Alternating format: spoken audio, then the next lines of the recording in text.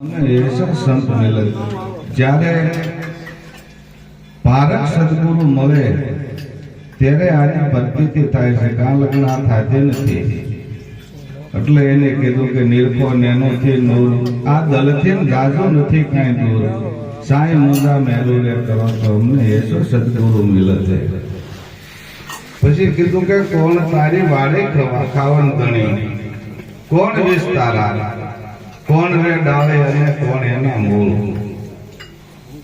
આપણે બોલતા હોઈએ છીએ કે ભાઈ આ ક્યાંથી આવ્યો છે પછી ક્યાં જવાનો છે એના માટે આ સંતોએ કીધું છે કોણ તારી વાડે ખાવન ગણે તું ક્યાંથી આવ્યો છો કોણ તારી વાડે ખાવન ગણે કોણ વિસ્તાર આ વિસ્તાર કોણે કર્યો આ રચના કોણે રચી છે કે આખી સૃષ્ટિ રચાવી દીધી કોણ તારી વાડે ખાવન ગણે કોણ વિસ્તારા કોણ રે ડાળે અને કોણ એના મૂળ પહેલા આની તપાસ કરો જીવન સાહેબે કીધું છે 5 રે તત્વ ને 3 ગુણ છે 25 લેજો વિચારી મંથન કરી લો એના મૂળના પછી આમાંથી તત્વ લેજો તમે તારી એમ આની જ્યાં લગ્ન પરથી ન થાય ત્યાં લગ્ન આની આપણને બાયસી આવતી નથી કારણ કે એના સંતો જો મીરાબાઈએ કીધું છે નરસિંહ મહેતાએ કીધું છે કે આત્માને ઓળખ્યા વિના રે આ 184 નહીં મટે આ ભ્રમણાને ભાંગ્યા વિના રે ભવના ફેરા નહીં મટે તો નરસિંહ મહેતાએ કીધું કે આત્મ તત્વ સીના વિના સર્વે સાધનાઓ જૂઠી છે તો મૂળદાસ બાપાએ કીધું છે કે સત્સંગ વિના મન સમજે નહીં ભલે સુરતા આગમ પદ માથે હોય આપણને બધાને ખબર છે સમજણ છે એને ખબર છે નથી સમજણ એને ખબર છે કે ભાઈ આત્મા અજર અમર અને અવિનાશી છે કે આત્મા જન્મતો નથી મરતો નથી આવતો નથી જાતો નથી પણ એ એક બોલથીન છે કારણ કે એની વાણીની અંદર એને કીધું છે કે રવિ રવિ કીધે રજની નહીં ટળે અત્યારે રાત પડી ગઈ છે આપણે દીવ કહીએ તો ઉગે નહીં રવિ રવિ કીધે રજની નહીં ટળે ભોજન નામ લીધે નહીં ભાંગે ભૂખ સંતોએ આપણને આ ભાણા પીરી ગયા છે પણ ખાવા વાળા નથી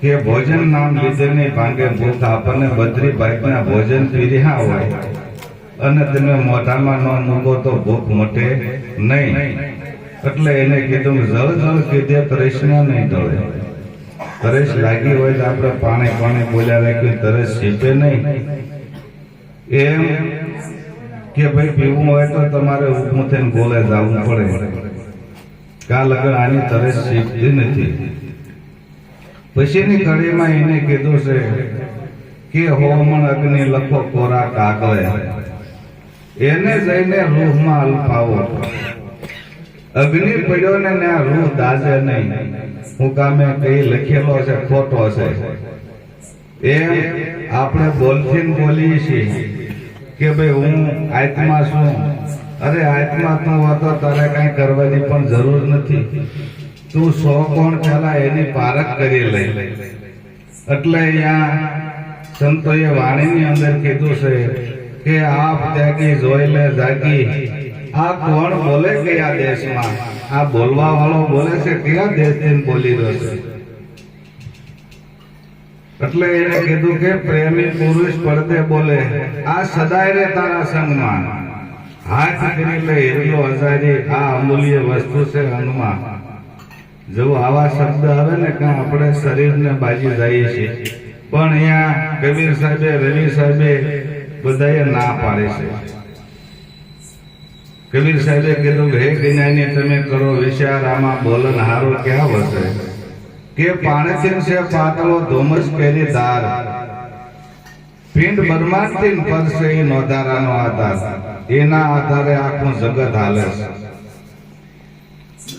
જેમ પાણીને તમે હાથમાં પકડે રાખો તો હાથમાં રહેતું નથી પછી કોઈ ધુમ્મસ હોય એને પકડી રાખો તો હાથમાં ધુમ્મસ રહેતી નથી એમ રવિ સાહેબે કીધું છે કે મન પવન કી ગતિ ન પહોંચે તા પર ખેલ અમારા કહે રવિરામ ભાન પ્રતાપે આ તો દેખ્યા દેશ દીધા. ગંગા સતીએ કીધું છે પિંડ બરમાનથી પરસે ગુરુ પાનભાઈ તેનો બતાવું તમને દેશ.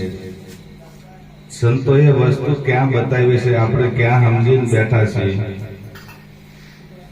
પણ એક આ સાધન છે આપણને જો શરીર ન હોય તો કોઈ પણ અનુભવ થતો નથી. એના માટે આ શરીર એક સાધન છે.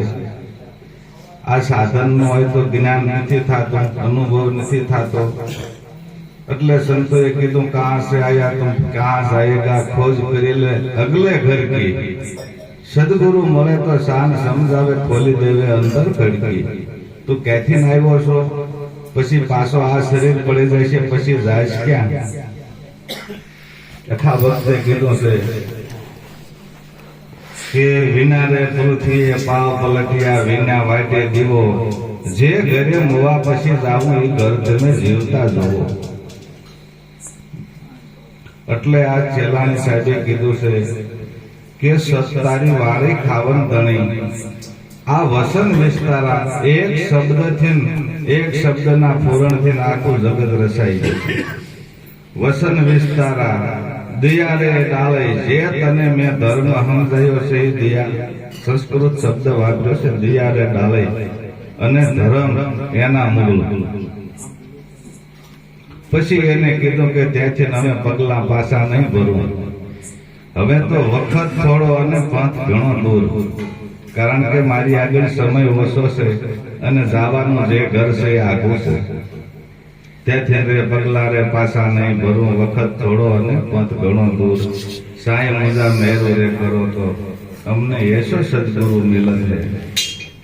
પછી કીધું કે સાંઈના પ્રતાપે શેલાને બોલ્યા આ હીરો મળ્યો છે મોંઘેરા મૂળ. આની અમૂલ્ય કિંમત છે. કારણ કે એક એક અવયવની આપણે આની કિંમત આંકી એકતા નથી. એવું આ અમૂલ્ય આપણને સાધન મળ્યું છે. સવા ભક્તે કીધું છે પોસાદે મુજે ભવ દરિયા કે તીર. એસો કોઈ મળી જાય સંત ફકીર પોસાદે મુજે ભવ દરિયા કે તીર. કે આ જહાજ મારું જોખમ ભર્યું. આ જોખમ વાળું છે. આપણને સાધન મળ્યું છે. આ નાવ મળ્યું છે.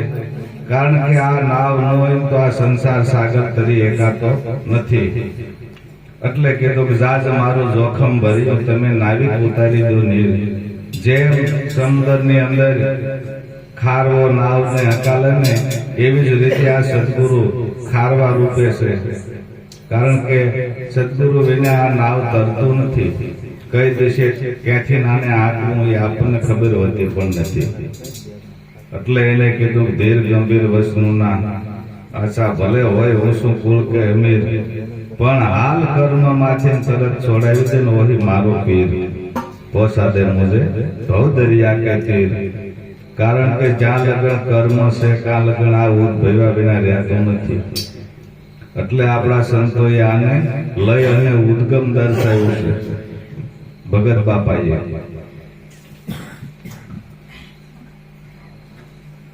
જ્યાં લગન આ લય અને ઉદ્ગમ દર્શાવી રહ્યું છે ને આપણે એની આશા કરીને બેઠા છીએ કે ભાઈ આ અહીંથી ઉભો થયો ને અહીંયા પાછું હમાય તો અહીંયા લગન તો અધોગતિનો પાયો છે સંતો કે છે. એટલે એને કીધું કે જેને પડ્યા ચેતન ઊંડા શેર. જેને સદાય હોય લીલા લેર આવી રોડી પારક પત્ની પેર. તમે સુરા બાંધો સમશેર. ધર્મ ગુરુની કે ધજાયું ફરકાવે પાડે હૃદયમાં શેર. નામ જાણીને નેજા ફરકાવે આ તો નામનું ફળ જ છે. આવી રોડી પારક પત્ની પેર. કારણ કે જેને જેને નામ જાણ્યું છે અહીંયા તો સંતોએ આવી રીતે કીધું છે. પછી કીધું કે નામ રૂપ ગુણની જ્યાં ત્રિકુટી ન મળે ત્યાં નથી ભાઈ જીવેશ્વર કા ભેદ. આધિ મદ અંતમાં કલ્પના કીધી અને સાક્ષીમાં મૂકો શેર.